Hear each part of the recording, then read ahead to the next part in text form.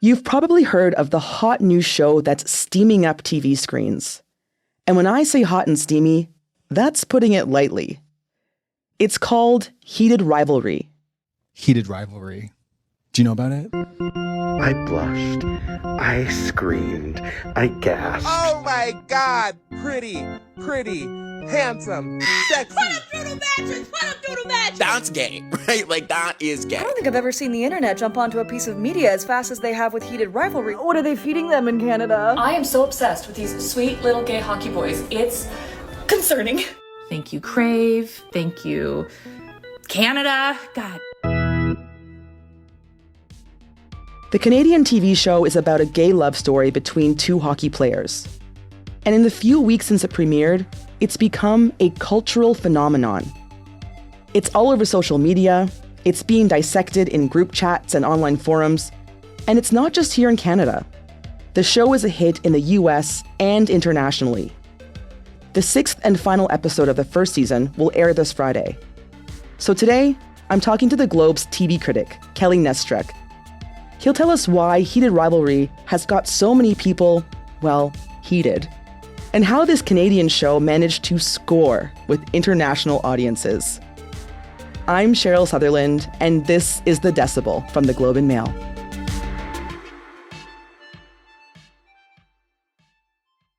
Hi, Kelly. Thanks so much for being on the show. Hi, happy to be here. I'm really excited to be talking about a very steamy hockey show today. That's a very spicy episode. Yeah. So before we break down why this show is doing so well, for those who haven't watched Heated Rivalry yet, what is it all about? Well, it is a romance TV series about two male hockey players. One is Russian named Ilya Rozanov. And the other is a Canadian named Shane Hollander, and they sort of represent their national temperaments to a certain extent and how they both play on the ice and, you know, interact with people. And they meet during the Juniors Lake tournament, and there's sort of like a spark of rivalry there, but turns out it's more than just, you know, the fact that they're playing against each other and like the best players on their respective teams. There's an attraction there. They gradually, over years of meeting in different competitions and then later as members of the Montreal and Boston hockey teams in a NHL-like league, they end up having a relationship that begins primarily as sexual and is a lot of very hot sexual encounters, furtive because of the context of their lives and the sort of, they both feel, I guess, that this is not something that they can be open about. Right. I will say, Kelly, I watched the trailer and then I didn't watch the show until before you came on. I actually kind of watched a couple of episodes and I knew what it was about. All my group chats are talking about it. It's all over the place, right? Yeah. But I wasn't prepared for how sexy it is. It really is quite a lot, isn't it? It is. The sexual acts are not seen, but it's all very clear what's going on in every encounter. And it's very, you know, there's a whole variety of sort of ways in which these two men, you know, get to know each other physically before they get to know each other emotionally. Yeah, absolutely. Okay, so there's a lot of excitement. I don't know which sex acts I could describe on The Decibel, but I don't think I need to. You know, you can just watch the show. I mean, yes, you'll see those scenes very quickly in the first episode, right? Yeah, it's like 17 minutes, boom. Yeah, exactly. Okay, so there's a lot of excitement and discussion about this show, which is a Canadian show, right? Yeah. And we don't normally hear about a Canadian show kind of breaking international barriers in terms of, you know, how popular it is. Can you give us a sense of how big it is? Yeah, well, it's a Crave original show. So that's Bell Media's streamer, Crave. They make a lot of their own programming that they put alongside the acquired programming that they get, which is mainly from HBO, but from a whole bunch of different places, in fact. And so Heated Rivalry was something that they commissioned from Jacob Tierney, who's worked before on shows like Letterkenny and Shoresy for the streamer. And it had a lot of buzz behind it. It's based on very popular IP, but sort of underappreciated IP. These high-heat romance novels by Halifax author Rachel Reed. She refers to her novels as cute smut. So they're like romance with a lot of sex scenes in it, and they're romance is what, so male romance primarily. And yeah, so anyway, there was a huge amount of buzz that sort of naturally grew around the show. First I heard about it was even before it was officially announced on Reddit forums, people were talking about it. And then as the show has gotten closer to premiering, there was like just sort of an organic, or maybe the marketing team is really brilliant. But anyway, it seemed like there was like a lot of fan interest in this series, interest in the casting, interest in the trailer.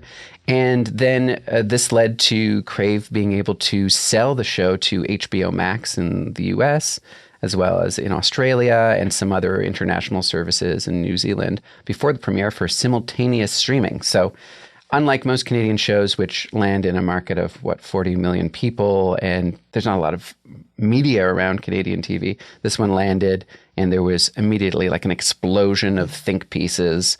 There were reviews that were mainly positive, but what really fueled the interest in the show were all these think pieces, like why are obsessed with gay hockey smut in the cut was one of the headlines, Yeah, we'll get into that as well. But I want to kind of get into how popular it is right now, because it is doing quite well on Crave. Like, what do we know about how well it's doing?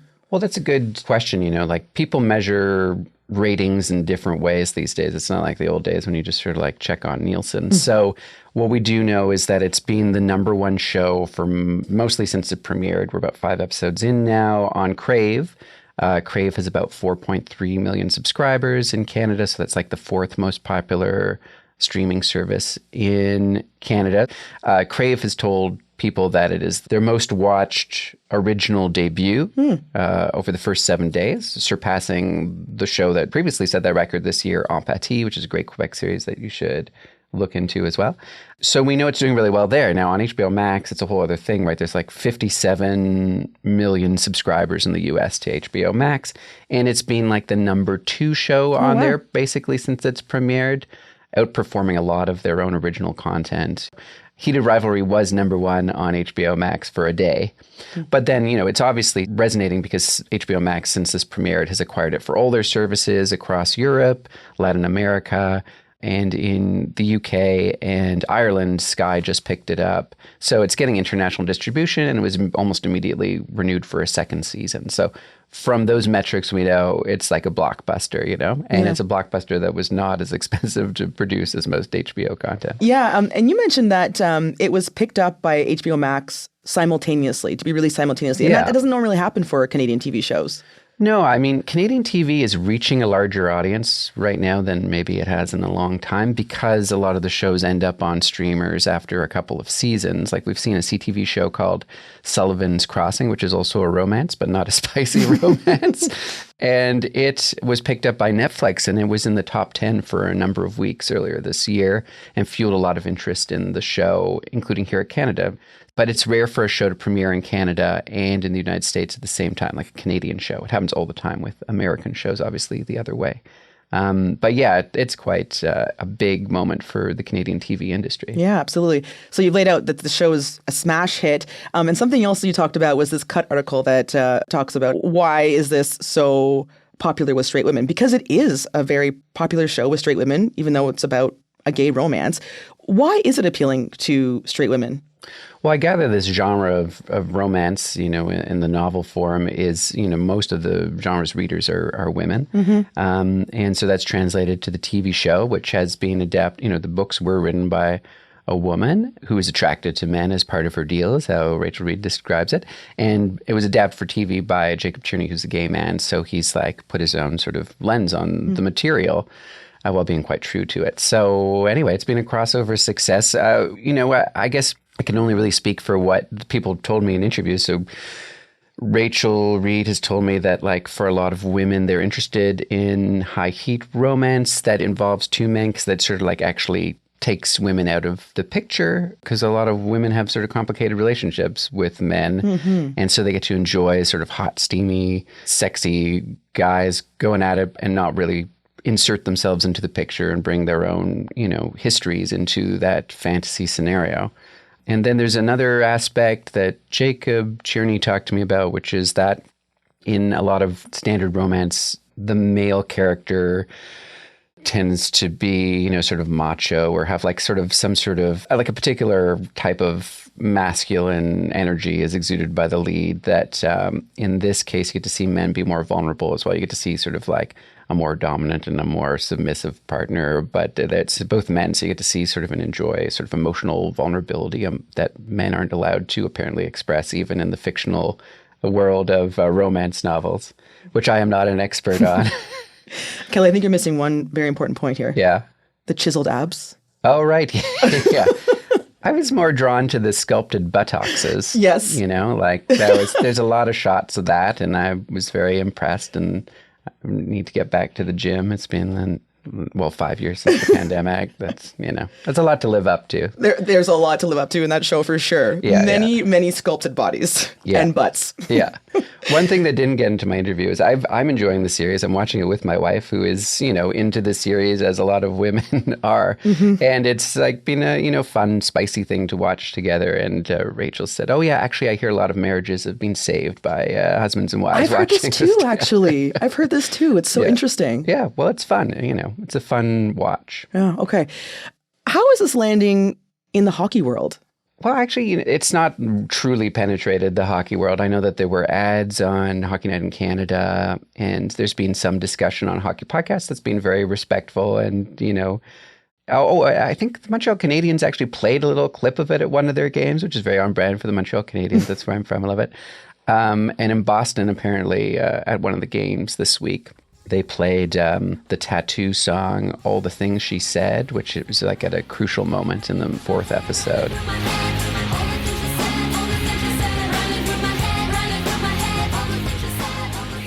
We'll be right back.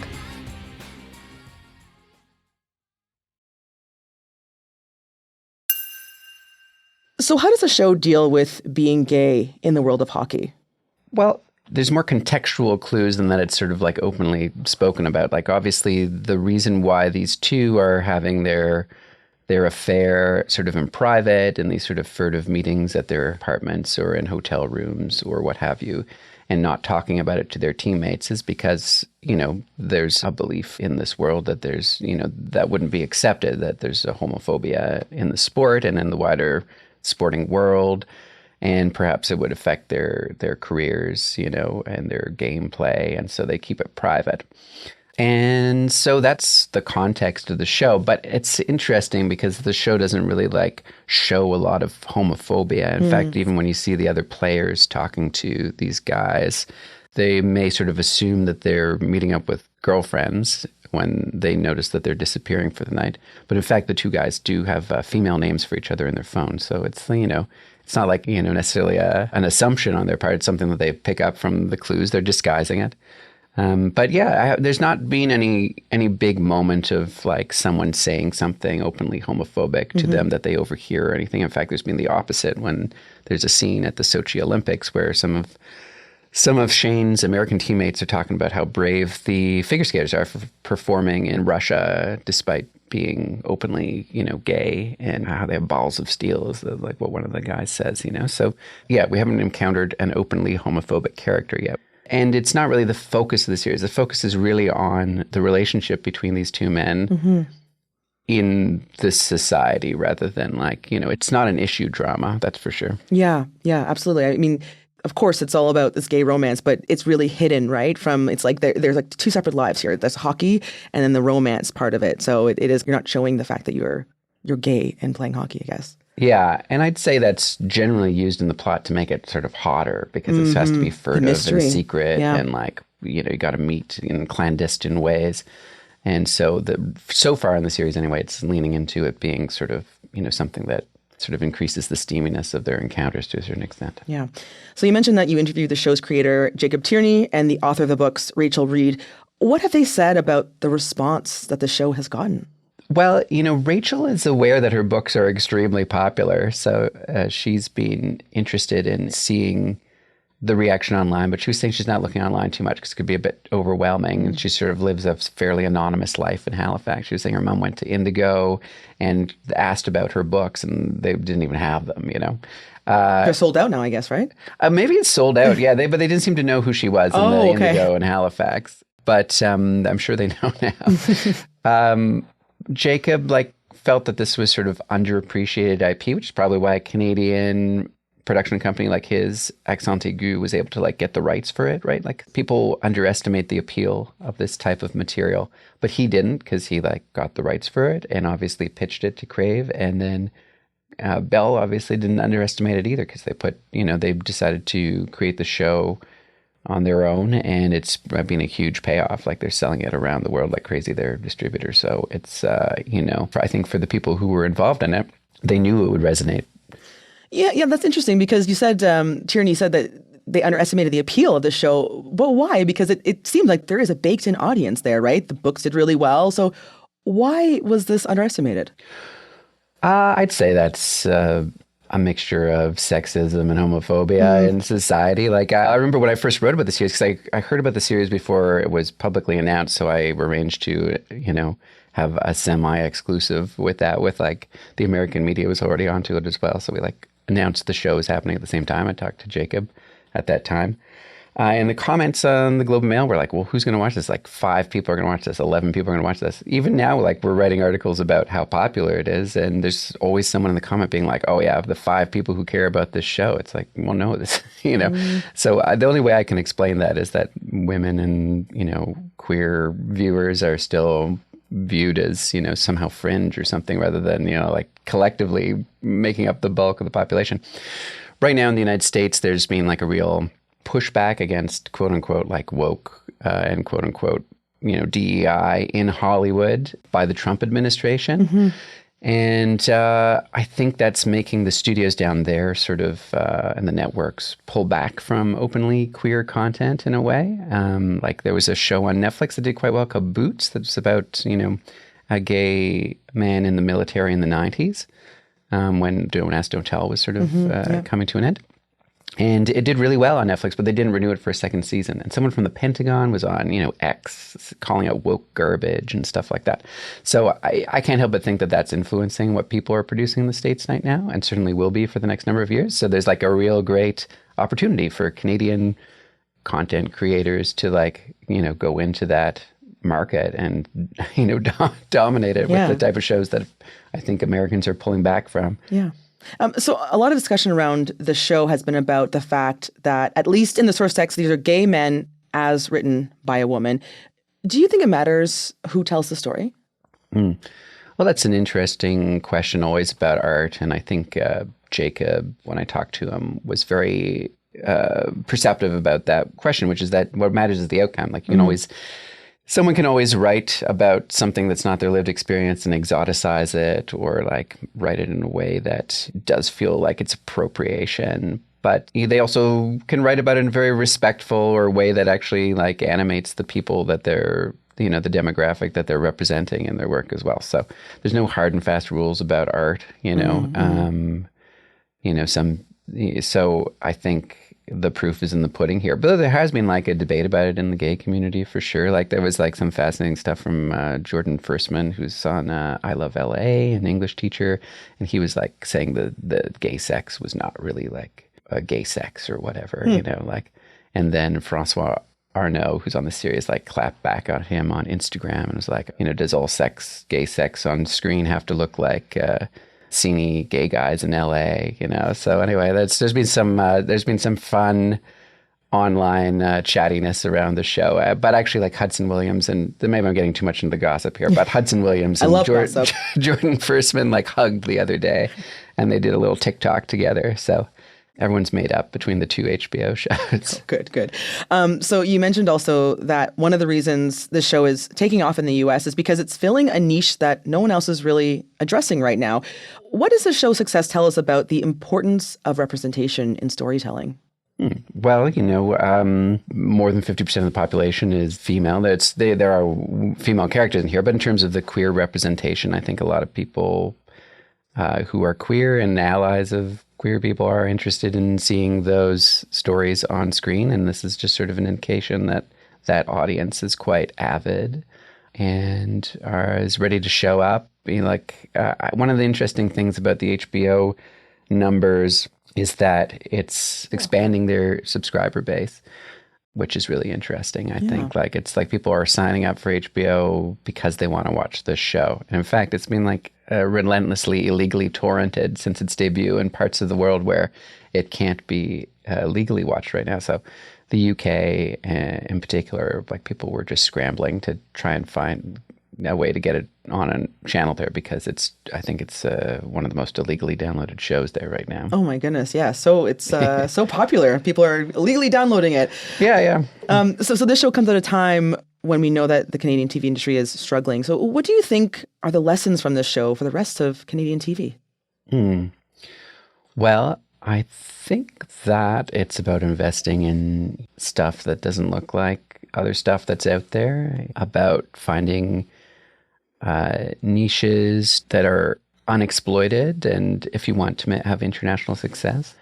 I don't know. Obviously, yeah, it's a really tough time. The old ways of funding TV have fallen apart, and we're still waiting for Bill C-11 to come along to hopefully inject some more money into the industry, but it might just be sacrificed at the altar of Trump's, renegotiation of the free trade agreement. So it's kind of a dark time in Canadian TV, but I think that this is sort of a light that sort of shows that Canadian TV can travel. But it's a weird year because Canadian TV has done really well, in part because we're more aware of it because it's penetrated the United States more, and therefore Canadians are like, oh, people are interested in these TV shows. Same thing happened with Schitt's Creek on CBC, right? Like people were like, oh, I don't even know if the show's good, and then it was on Netflix, and then suddenly everyone's like, oh, this is the greatest show of all time. More open about it. So I'd love to see Canadians get a little less insecure about their TV before Americans sort of sign on board for it. Like two of my favorite shows of the year were Canadian this year, and it wasn't like some nationalistic shoehorning it into my top 10 list. Empathie on Crave was like incredible, very original thing that was watched by 11 million people in France as well on Canal+. So it's a very popular show internationally, and then was watched by like a quarter of the Crave viewers were watching it with English subtitles. So it's like a rare like French show that penetrated English Canada. And then North and North was like another big success. It's coming back for a second season. It ended up on a lot of top 10 lists, and I think there's going to be more momentum behind its second season. It was on my top 10 list. It was on the top 10 list of the LA Times critic, Okay. So Yeah. So it sounds like we have to kind of support our Canadian TV shows, not just because the U.S. likes it, but because we like them because they're Canadian. Yeah. So before I let you go, Yeah. Kelly, I mean, this show, Heated Rivalry, has got heat. It's got steam. It's got a lot of hype. Yeah. But you're a TV critic, so I have to ask you, is it actually worth watching? It's a particular type of show that will appeal to a particular type of audience. So I would say yes to anyone who's interested in hearing about this. The truth is at the moment of recording this, there's 2 more episodes. So I think it's really for me about how they stick the landing. Okay. Like I'm interested in seeing where this goes. That's a gymnastics term, isn't it? Sticking the landing. Yeah. Yeah, no pun intended. But so I'm waiting to see the last 2 episodes, but I'm enjoying the show. I'm enjoying watching it. I'm enjoying watching it with my wife. I think it's really engaging. Yeah, it knows what it is, right? So TV doesn't have to be everything, and not everything has to be a prestige drama. Yeah. But it's got really high production quality for a relatively small budget compared to the HBO shows, and it looks good. I think most of the acting is quite good. And then, the chemistry is obviously there, which is the key ingredient for this particular genre. Yes, absolutely. It's renewed for season 2. And perhaps, we might be lucky and get to have what am I trying to say here? I'm trying to make an elbows up joke and I just messed it up. There's a lot of things up in this series, but elbows, not necessarily. Kelly, Kelly, it's been so great chatting to you about this show. Thank you so much. Thanks for having me on. That was Kelly Nestruck, the Globe's TV critic. That's it for today. I'm Cheryl Sutherland. Alyssa Wheeler is our Brooke Forbes Fellow and Associate Producer. Our producers are Madeline White, Michal Stein, and Ali Graham. Our editor is David Crosby. Adrian Chung is our senior producer, and Angela Pacenza is our executive editor. Thanks so much for listening.